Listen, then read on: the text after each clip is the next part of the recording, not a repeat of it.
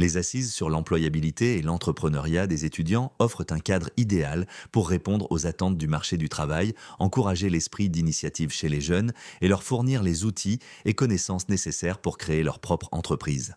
Il ne suffit plus de parler d'employabilité et d'entrepreneuriat comme de simples idées ou de simples slogans. Mais ces notions doivent devenir des politiques publiques concrètes, présentes dans nos universités et intégrées à nos formations et surtout adaptées à nos réalités et à nos besoins. Construire un capital humain en phase avec les exigences du marché du travail est une ambition nationale que l'UNESCO, aux côtés de ses partenaires, se réjouit de soutenir. Chers jeunes, vous êtes au cœur de ces assises et plus encore au cœur de l'avenir du Congo. Ces échanges, ces initiatives existent avant tout pour que vous puissiez croire en vos talents, renforcer vos compétences et transformer vos idées en projets concrets. Je vous invite à faire preuve d'audace, d'initiative, à cultiver votre curiosité et à investir pleinement dans votre formation et vos projets. L'avenir appartient à celles et ceux qui osent, qui innovent et qui persévèrent. Soyez donc les acteurs du changement. L'entreprise doit pleinement faire partie de la solution. Selon la secrétaire générale du NICOBU, les entreprises du secteur privé ne souhaitent plus se limiter au rôle de simples recruteurs en bout de chaîne, mais devenir de véritables partenaires dans la formation. La jeunesse n'est pas un problème à résoudre. Elle est une solution à libérer.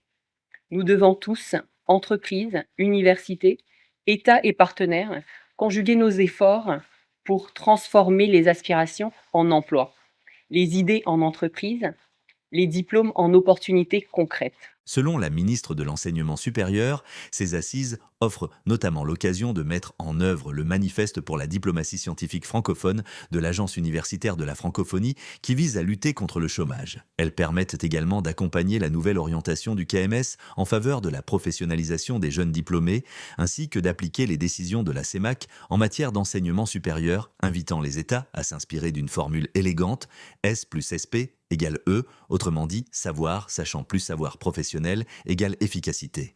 Les assises de l'enseignement supérieur que nous organisons aujourd'hui doivent conduire à un changement de culture universitaire, axé sur la professionnalisation des formations, intégrant de nouveaux cursus, rapprochant les universités des entreprises et suscitant l'entrepreneuriat des étudiants.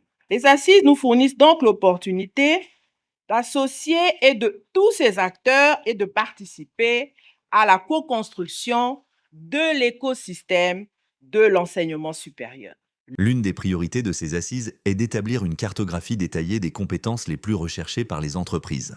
En ouvrant ces assises, le Premier ministre a exprimé toute la fierté qu'il ressent à cet instant, tout en soulignant le poids de la responsabilité qui l'accompagne, une responsabilité partagée par tous, de se mobiliser autour d'une thématique au cœur des préoccupations de la jeunesse, véritable enjeu pour le développement de notre continent et de notre pays dans cette phase cruciale de transition démographique. Avec une population de 1 824 495 jeunes âgés de 20 à 39 ans, représentant environ 30% de la population, la jeunesse congolaise, a poursuivi Anatole Collinette Makosso, constitue le pilier essentiel de notre capacité à nous développer et à relever les défis d'un monde toujours plus interconnecté, complexe et fragile. Les assises de ce jour s'inscrivent dans la continuité de la dynamique nationale impulsée par son Excellence M. Denis Sassou Nguesso, président de la République, chef de l'État, qui a fait de l'année 2025 le prolongement de l'année de la jeunesse décrétée en 2024 et appelé à se poursuivre. Car, disait-il, avec raison, je cite, « Les défis liés aux attentes des jeunes ne pouvaient être relevés en une seule année.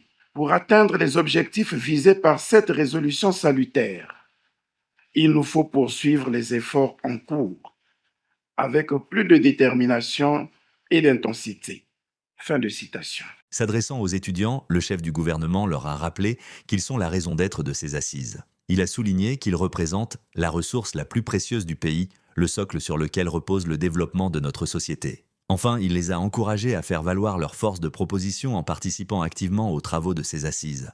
Votre mobilisation ce jour, chers jeunes, est donc le signe de votre détermination à accompagner les politiques que nous menons à votre endroit et le gage qu'ensemble, État, université, école, entreprise et aussi vous-même, les jeunes, nous avons à identifier les défis auxquels les jeunes font face afin d'élaborer des approches spécifiques pour les accompagner vers l'emploi durable. Ensemble, nous pouvons relever le défi permanent que représentent le chômage et la précarité des jeunes pour leur dignité personnelle et la cohésion sociale. Ensemble, nous devons nous sentir solidaires pour mettre en œuvre des stratégies adaptées. Ensemble, nous devons définir les contours d'un nouveau pacte pour combler le fossé criant qui existe encore entre formation et exigence du marché du travail. L'école et l'université ne peuvent de plus se limiter à être de simples lieux de transmission du savoir. Elles doivent assurer une véritable adéquation entre les connaissances dispensées et les compétences attendues pour répondre aux besoins immédiats des entreprises. Ces assises visent à créer des passerelles durables entre l'université, le monde de l'entreprise, les collectivités locales et la société civile, tout en favorisant l'alternance, les stages et l'apprentissage. Fin de citation.